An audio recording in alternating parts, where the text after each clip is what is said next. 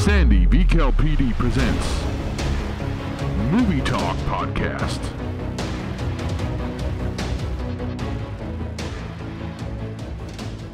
Hello, welcome to the 2Sweet movie show. It's Thursday, May the 10th. We have the new movies releasing today. The comedy movie, Life of the Party. Now this is from the director of Ben Falcone, who directed The Boss, and Tammy, which was actually really terrible, but The Boss was alright. It was still pretty funny. So basically the story goes, Melissa McCarthy enrolls as a student at her daughter's university, and it's made by McCarthy and Ben Falcone. They're a bit of a team now. They do movies together. So basically the story goes, when her husband suddenly dumps her, dedicated housewife Deanna heads back to college, landing in the same class as her daughter, who's not entirely solo on the idea. Plunging headlong into the campus experience, the increasingly outspoken Deanna, now D-Rock, embraces her freedom, fun, and frat boys on her own terms, finding her true self in a senior year to one ever expected. It also stars Maya Rudolph. You've seen her in Bridesmaids and the other comedy movie Grown Ups. It also co-stars Julie Bowen, who you see on Modern Family, Jackie Weaver, the Australian, and Disney star Debbie Ryan. And it also stars Christina Aguilera, which is a comedian, a singer, sorry. So yeah, it's expected to be fun. I mean, it's not expected to be the best movie ever, but I'm sure some people will have fun with it. So basically it releases today, and it's in wide release. And I remember I saw the trailer, and it's just a funny type of movie. I don't think it will be like a big type of movie. I mean, Melissa does these type of films, and they're just fun. And I expect lots of people to go and see this one. Alright, so another film out this week, you got Chappaquiddick. Now basically, it's a story. Jason Clarke from Everest, he plays Ted Kennedy, and it's a political drama that basically revisits Ted Kennedy's 1969 car accident with Mary Jo Carpentier, played by Kate Mara, and you've seen her in The Martian, an ensuing cover-up. So basically, mid-1969, Senator of Massachusetts Ted Kennedy hosts a party on Chappaquiddick Island, basically a gathering of single women and mostly married men. Late that night, Kennedy drives away with a younger woman and has a serious car accident that he fails to report for 10 hours. That crucial and suspicious period of time is fleshed out by this film, tracing the attempts of the last surviving Kennedy brother to managing the ensuing scandal. So basically, this is from the director of Tracks. So it's directed by John Curran. I think I have seen his film before. He's an American film director. And he Tracks was that Mia Wazowski film, and it was basically an Australian true story about a young woman who traversed 700 kilometers of the desert on foot from Alice Springs to the Indian Ocean, with no ambition but to reach the ocean beach. So basically it's based on the best-selling memoir, and it's from the director of The Painted Veil. So yeah, I'd expect it to be quite good. Chappaquiddick. It's playing in Cinema Europa down at Village Cinemas, so you should actually get out there. It also stars Ed Helms, and we've seen him quite a bit. He's known for the We're the Millers, A Hangover, and a couple of other films. It also stars Olivia Thirlby and Bruce Dern. So basically it's just one of these biography type of true stories. Another film out this week, you've got Crooked House. Now basically Crooked House is a story.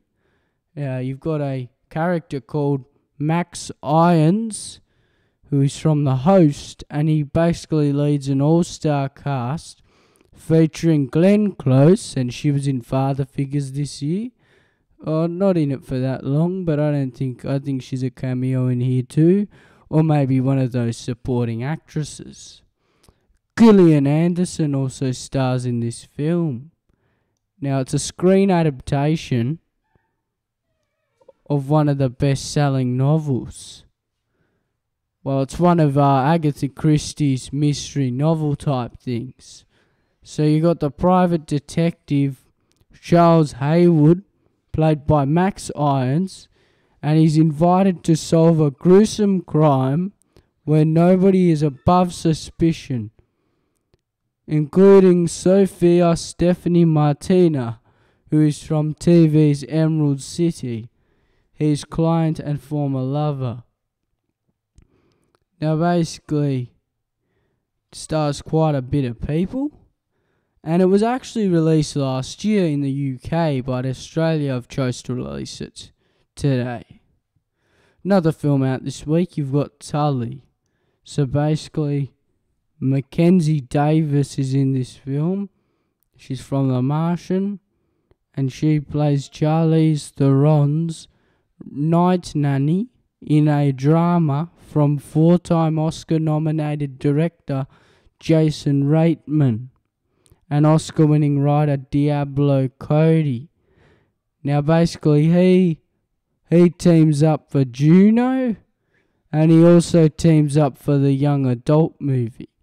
So basically the movie goes, Marlo, she's a mother of 3, including a newborn.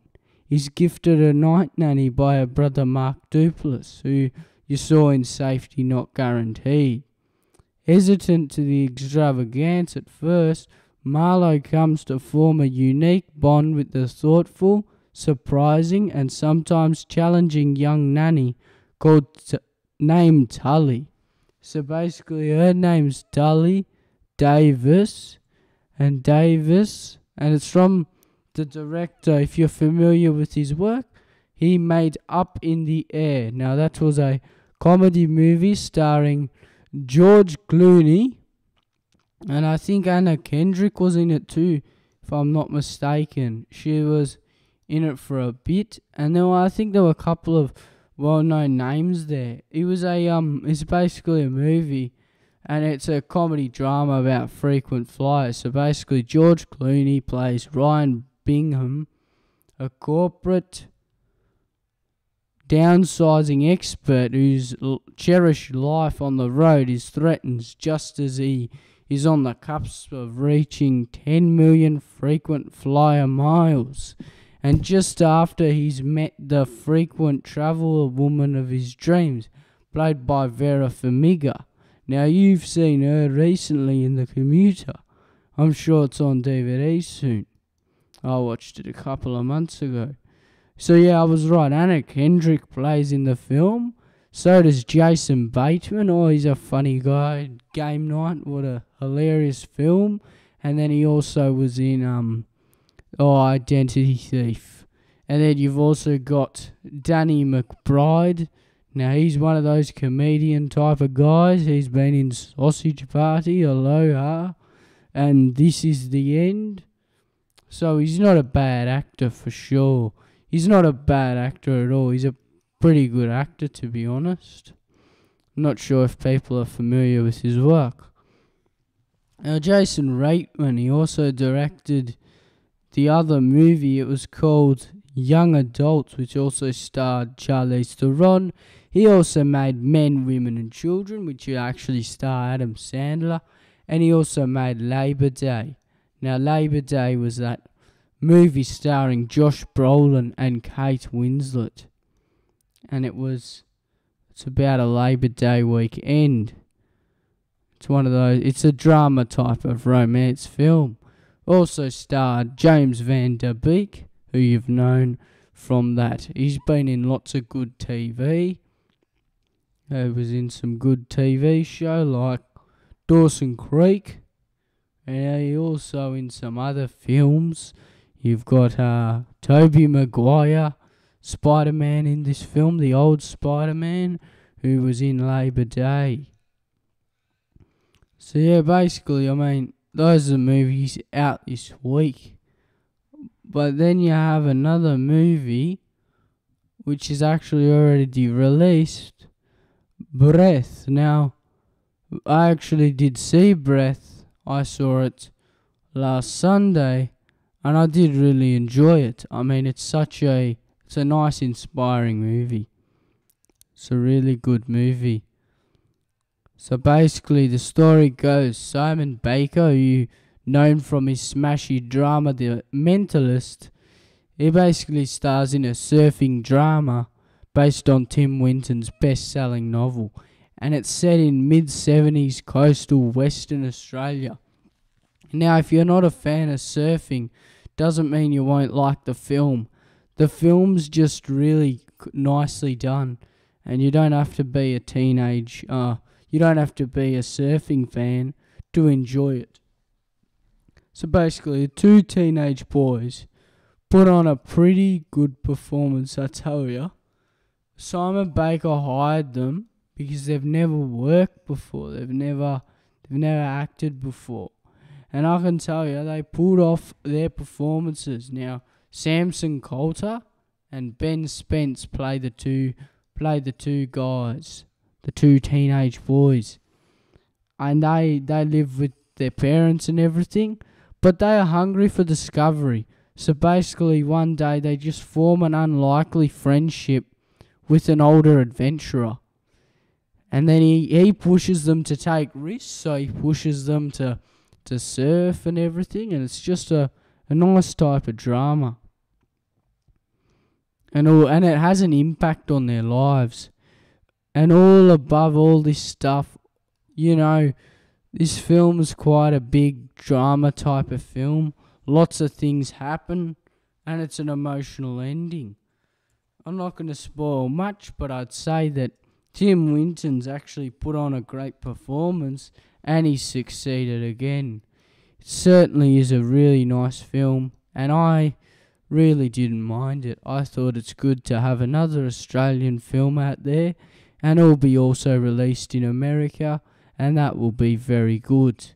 Now, it's also a coming-of-age story, and it's just about, you know, just like discovering just how far one breath will take you. And Tim Winton, he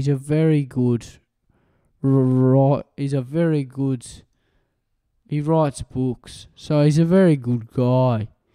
And then in this film, he actually plays a voiceover, so you can imagine it was done quite good. So basically, this film, it's Simon Baker's directorial debut. So he's never directed a movie before, but I think he directed some Mentalist episodes. So he wanted to start directing. And I say it's a very, very good movie because he's a mysterious type of guy. And like, his wife is a hippie. She smokes weed. Elizabeth Debicki, played by Eva. And, lots of weird things happen. But this film does, I'd say, it was really nicely done. And yeah, the ending was emotional. But I thought Simon Baker as Sando did a very nice performance. Especially Samson Coulter and Ben Spence, who played Pikelet and Looney. Now, they were done very nicely. And then Rachel Blake is also in this film playing Mrs. Pike, and Richard Roxburgh plays Mr. Pike. Now, I've heard that it's getting pretty rave reviews, and I'm not surprised. It's always a nice film to see, It's not just like one of those sport type of films like people go, oh, what's a breath? Oh, I have to be like a sports lover to watch it. No, you don't. You just have to be an Australian or someone interested in Australia. That's all you need to do. And when I saw it, there was actually quite a lot of people in the cinema, which took me by surprise due to just being a Europa release. But I guess the hype has helped. And if you didn't know, the film is set in 1970s, and they have a connection with Sando. Now, Pikelet and Looney, they grow up in a small town, right? And then they meet him. And then, they take dangerous risks and lots of weird things happen. Some really weird things which I didn't think was going to happen. But it didn't mean that I didn't like them. It was just a bit weird, I guess. But I thought Simon Baker saved the film. But he's actually not in it for as much as basically the two boys, Pikelet and Looney. They're in it for much longer than he is. And in my opinion, it makes you think. It's very thought-provoking. And I thought it was told well. And especially the effects, like the cinematography, how getting close up to those waves. I mean, I wasn't in the front row, but I was in the third or fourth row. It was very in your face, and I thought that experience really was nice. And the thing is, I haven't read the book, so, my ideas about the themes and the story basically come from seeing the film. And, it's about a young man and the influences, pressures on them when they're trying to attaining manhood. And they're learning to say no to outside pressures. And exactly, they got to stand on their own feet, and they got to decide what is right. And some things just not happen. The thing is, the two leads, they're not actual actors because they've never acted before. They're a bunch of surfing guys. I think they live in Western Australia or something. But that's why Simon Baker wanted them, because they're like, no way. So basically, he's taking the same gamble the Clint Eastwood did with 1517 to Paris, and I actually didn't mind the film. Lots of people really didn't like the idea. So now those doing those things actually may be good, and I thought it was nice. It was really good. And I thought their performances were very terrific. And they thought very natural. They thought they're natural Australians. You could tell by their accent and everything. And they looked believable. They didn't look like, well, I don't believe you. You don't even sound Australian or something. I thought Looney, he really delivered some funny lines perfectly. And it was consistent. His behaviour and everything. And with his nickname. His nickname's pretty funny. And it's with reckless abandon.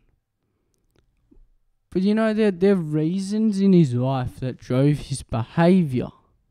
They were very funny about it. So you think about it outwards. And the other guy, Pikelet, he's a more cautious, thoughtful type of guy. He's launching himself onto the waves. It wasn't something that came naturally. But he has to try to overcome his fears and just give it a go. And the character showed by his face the conflict of wanting to confirm against his natural personality. And it's quite an achievement for an actor. But I thought, because he was never acting, never been an actor before, he certainly nailed his performance and nothing was wrong. He's just a really nice type of film. It was really good. And I'm happy. And the only reason they succeeded was because of Simon Baker's direction. I think he worked on it for 7 to 8 years, and then he finally had to give it to the public. And this is what he's done. He's done a nice type of film. He's done a great job between the characters and the story and everything. And it's something different. I don't think I've seen anything like this before. He wanted to make a type of Aussie film, different type of film. And it teaches you about surfing. I didn't know much about surfing. I mean, I've seen it on TV, but I didn't know much about it. And it's about taking risks on the water, absolutely. It's about like how waves behave to things. I mean, this film's sort of type of film. It's just interactions and everything. I mean, it's just a really nice, amazing film. And what I thought, it's good to hear that the Australian film industry, Screen Australia, have delivered something like this. And I think from years to come, Breath will be known as one of the best Australian movies of all time. I mean, when it goes to America, everyone's going to love it and everything. And this is probably what's going to happen with Breath. I mean, it's a very nice, moving type of film. And I didn't think they went wrong anyway. It was all really good. And I know, I'm one of the first people to see it, pretty much, because, like Red Dog and all those other popular films, Australian films, it will go big, like Muriel's Wedding and everything. And knowing Simon Baker's in it, of course America want to see it, because America loved Simon Baker in The Mentalist, the CBS show, or was it on NBC or something? But it may take time. I mean, like, I think when I saw Ali's Wedding last year, I thought that was really nicely done, but I don't hear much about it, so I don't think many countries have seen it yet, but it really should be seen as exactly like Breath. Another example, it's like a very impressive local film, and it's like it's done really nicely in my opinion. I mean, they're just two mates, they're having fun, they're in WA on a beach, just surfing and everything, and then they meet like Sando, and he's such a nice type of guy. I mean, it's also relatable to Australians if they know what you mean. I mean, it's close to Winton, like it may be a bit different to his novel, I'm not sure because I haven't really read it, but lots of people have been saying it's a little bit different because Simon Baker asked Tim Winton if he could change it a bit, and he said, yeah, go ahead. I mean, you can change it a bit. And I think that he put his type of direction onto it, making it a really nice film. And it perfectly captures the majestic and ominous beauty of the ocean. I mean, the whole film looks beautiful. It's captured thoughtfully by Baker and his team. So basically, the local film team and all of them, they've just added another reason to capture the adaptation on the big screen, other than doing some TV character drama type thing. But I think the movie was the right thing to go. Really was nice. And the wife, Simon Baker's wife, Sando's wife, whose name's Eva, played by Elizabeth Debicki, you can see in Peter Rabbit at the moment. She's troubled, she smokes, she does drugs, there's all these weird type of sexual things which happen, and they're very weird. I mean, it's just a coming-of-age drama for people. But, the cinematography may be great, but I really thought it was done nicely. I mean, I think I'll probably finish my review of Breath. I mean, I really did like it, and I thought it was really nicely done. And Simon Baker, I've seen some episodes of The Mentalist. I've seen quite a few, actually. And I know The Mentalist is pretty excellent, and this is also quite up to scratch. This is really nicely done, in my opinion. I thought it was done nicely. Absolutely. I mean, you don't always see. You see at least once a year a really good Australian film. And this is the one. This is the one you see this year.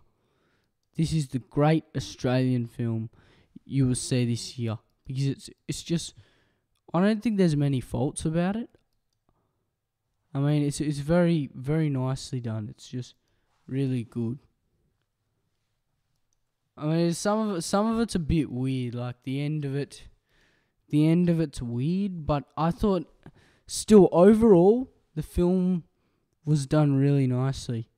I'll probably give it a 7.5 out of 10. Yes, because I really thought Simon Baker, Elizabeth Debicki, and the two young guys, Pikelet and Looney, played by Samson Coulter and Ben Spence, did a really terrific job. I hope that from many years to come, people all over the world will be enjoying this film and certainly having a good time, just like I did. And I know not many people are going to watch it straight away, and that's fine. I mean, these type of films, like I don't think anyone's seen Ali's Wedding, not many people, because otherwise you'd hear about it on TV, you'd hear about it online and everything. But maybe it just didn't get out there. But you really want it to get out there because it's a really nicely done film. I thought they did a really good job on it. Alright, now I wanted to talk about Broken. Now, like Broken, it's a really nice type of film.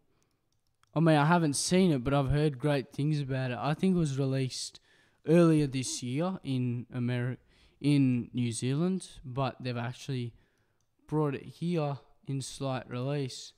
But the thing is, I don't think I'm going to get to see it because it's not close to me. They're not showing it close to me, which is a bit of a shame. Thought they'd show it close to me.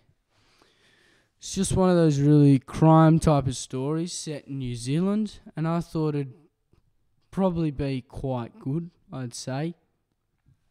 Because I've never had anything against Kiwi films. I think I've seen Whale Rider before. Whale Rider is a bit of a New Zealand classic in terms. It's a new NZ classic. And lots of people really appreciate it, and I'm sure they still watch it. Because it's always going to be one of those really powerful films. Whale Rider. So I won't be surprised if the Broken film actually does get somewhere after time. So basically it's made by a Kiwi filmmaker, Terry Mortlock's debut, and the tale is inspired by the true New Zealand story of a young girl who was murdered by a tribe in the mid-1800s. So it's just one of those stories, and they've made it into a type of film. Not a bad thing at all. I thought it's really great that they did it. I mean, it's a good idea.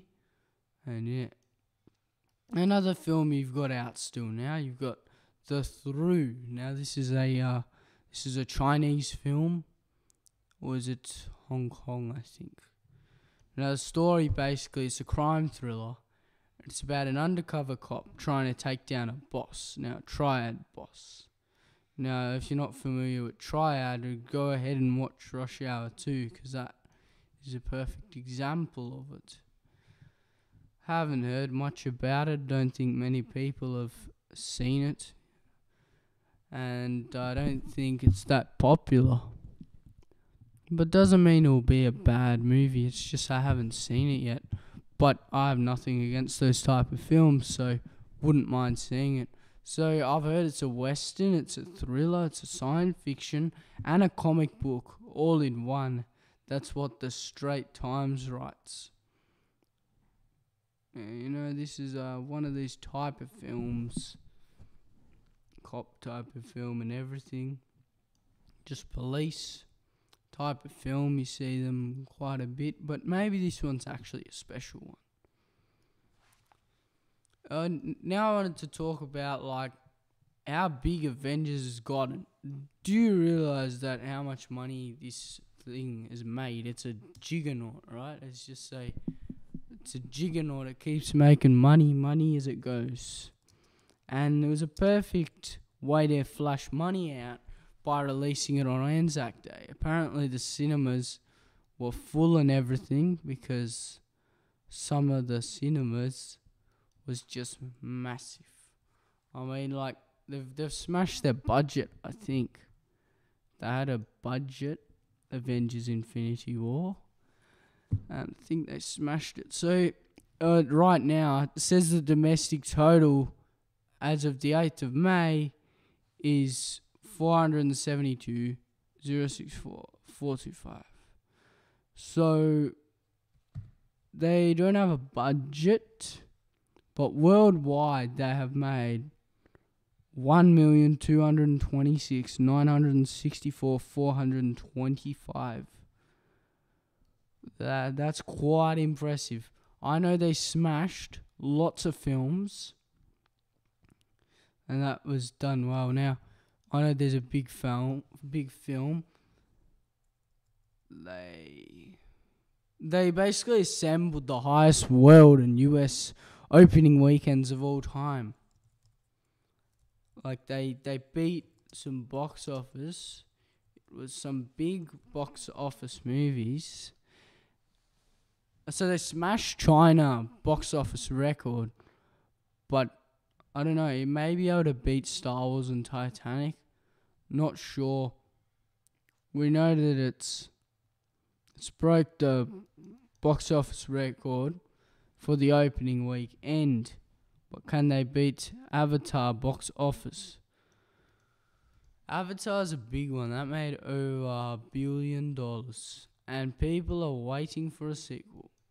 But as I was saying, like, people have moved on. So people aren't thinking that maybe Avatar won't be big when it comes out. I know it comes out in 2 years or something. Now this is crazy. I mean, it's broken records, Avatar, all over the world. It's just Infinity War's a joke. I mean, lots of people are smashing it.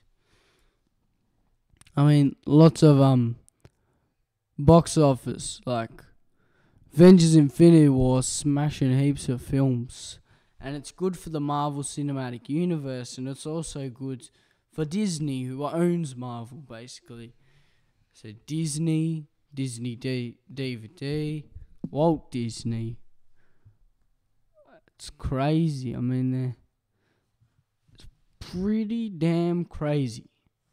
Now, apparently they were saying MCU top openers. Now, Avengers apparently has smashed Black Panther. Now, Avengers is 472,064,425, as I said. Black Panther's 421,915,776. Now, as you can tell, there's a little small difference between them. Now, they're saying that they delivered the record of box office grosses, topping 1 billion for the first time ever. Of course, Avengers Infinity War is going to smash. Everyone's going to see the shocking finale, which shocks almost everyone. And everyone's saying, will Avengers Infinity War dominate Melissa McCarthy's film, Life of the Party? You betcha. Of course, people are going to still see Avengers Infinity War and not see Melissa McCarthy's new offering type of film. It's not that they don't want to, but it's a strong chance that it won't do that well, Life of the Party. It may actually do alright, but we all know that it will smash Tammy's joke of a film. Tammy was the worst movie, I tell you. It's very boring, Tammy, and I would recommend it to no one.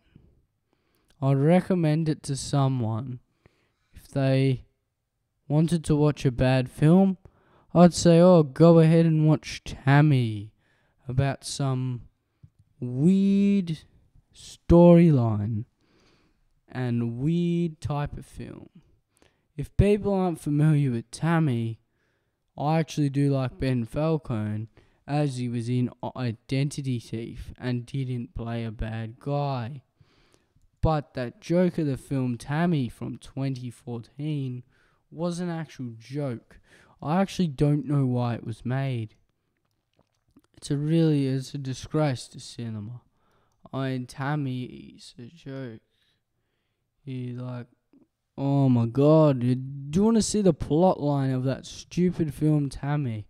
Basically, after losing her job and learning that her husband has been unfaithful, a woman hits the road with her profane, hard-drinking grandma.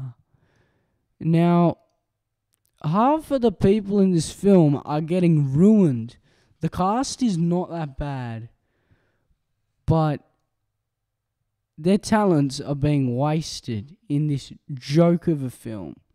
I mean, Melissa McCarthy, I guess some of her scenes are funny. Susan Sarandon probably plays one of her worst performances in years. She plays Pearl, her mother, a grandmother or whatever. Of course, Melissa McCarthy plays Tammy. That's obvious. But, you've seen so much better from Susan Sarandon.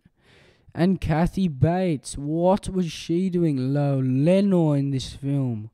Oh, what a joke. And then you got Alison Janney, you like her in I, Tonya, right? As playing Deb. She plays Deb in here.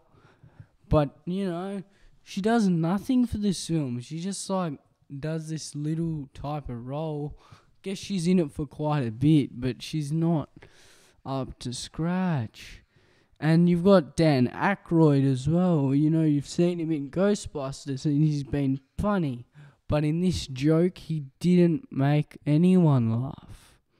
Then you got Mark Duplass. I mean, he's also a funny guy. Gary Cole. I mean, you've seen him in Blockers earlier where he played a much funnier man than stupid Tammy.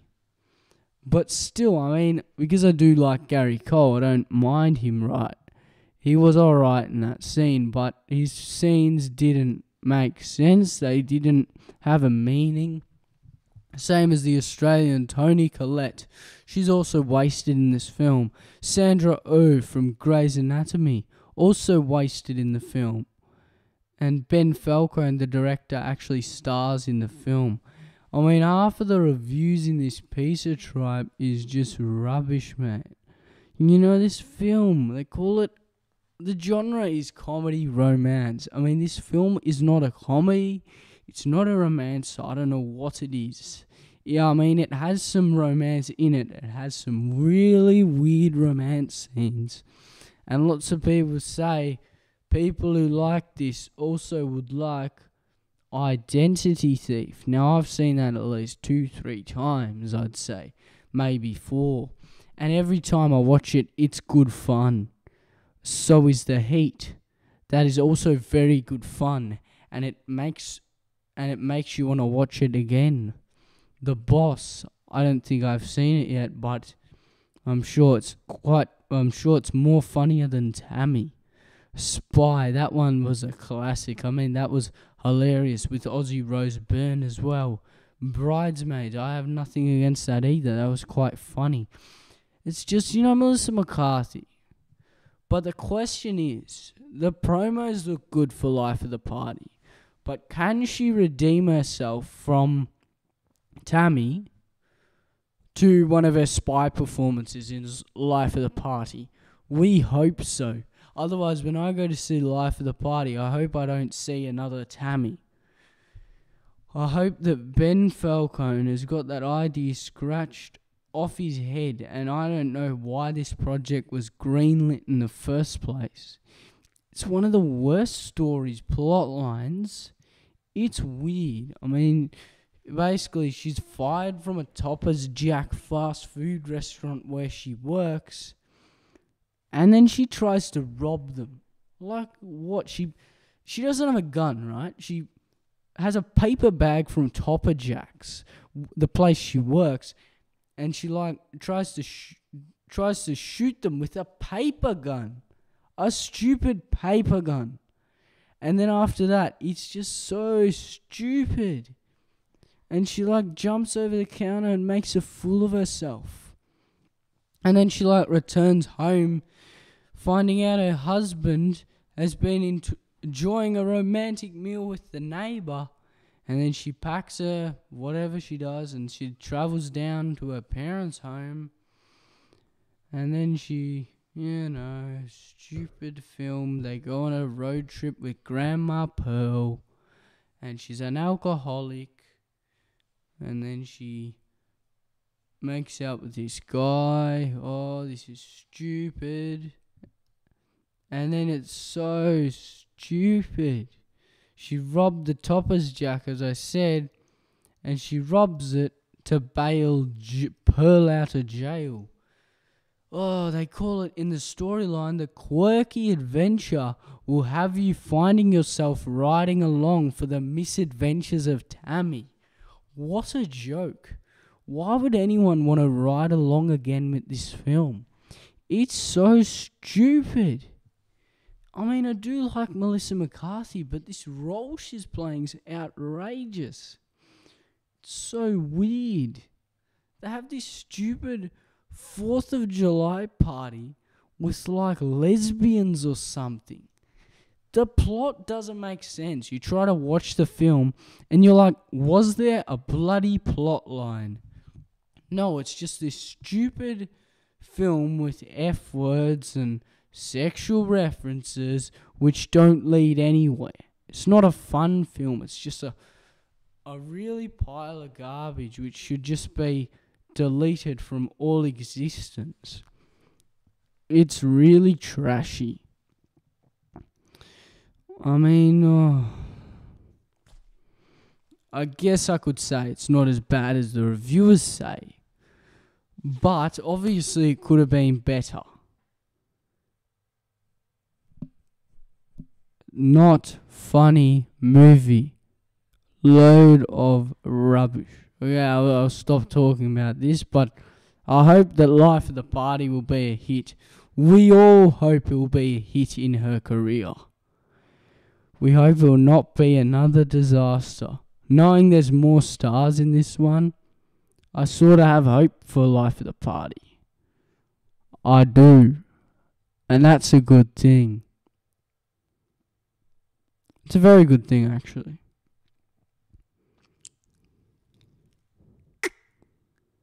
And apparently, like they're saying, did you know the Grammy-winning recording artist Christina Aguilera, she makes a cameo in this film. So we all know that she's a 1-minute wonder. She's not going to be in it for long. We know that for sure. So if you're expecting to see Christina Aguilera in her best performance, prepare to be disappointed because you won't see much. Anyway, she's just, just wanted to talk about how much it annoys me, that film, Tammy. It's pretty much a load of garbage. And it's an insane film. It's stupid. It's beyond trivial. Stupid. I mean, it's nothing. Some people say, oh, it's a very different type of film and stuff. It's just, oh God, it's rubbish. Anyway, I think I'm going to finish off my program. Next week, you'll see more reviews, more TV and movie news that you will ever see. I think I'm going to sign off for 2Sweet movie reviews.